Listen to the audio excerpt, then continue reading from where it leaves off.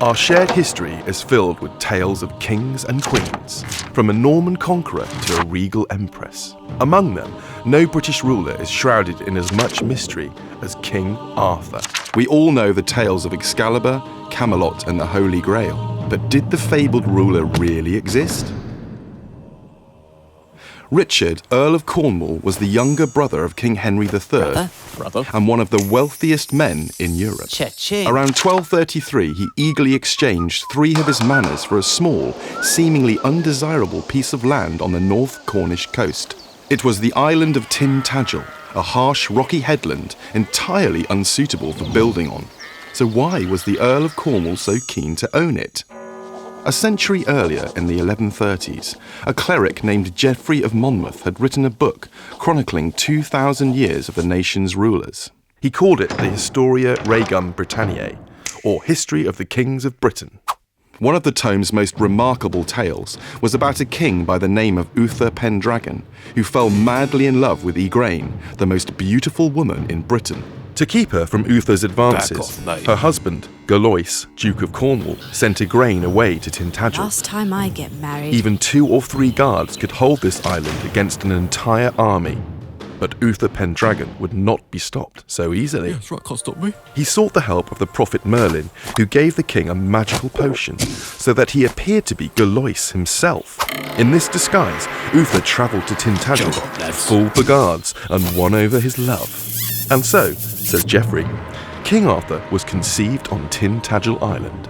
According to legend, Arthur was crowned king at just 15. He went on to lead the defence of Britain against Saxon invaders in the mid to late 400s, securing his place in the ranks of heroic kings.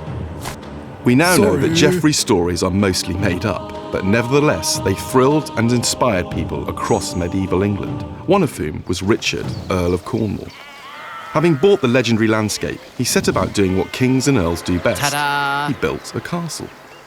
Unfortunately, the terrain made construction difficult.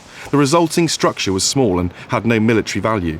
The garderobes, or toilets, had to be rebuilt several times as they kept falling into the sea. Your Majesty, it happened again. Still, Richard wanted the castle, maybe to cement his place in the myth as a worthy successor to King Arthur, or simply because he admired him as a symbol of honour and chivalry.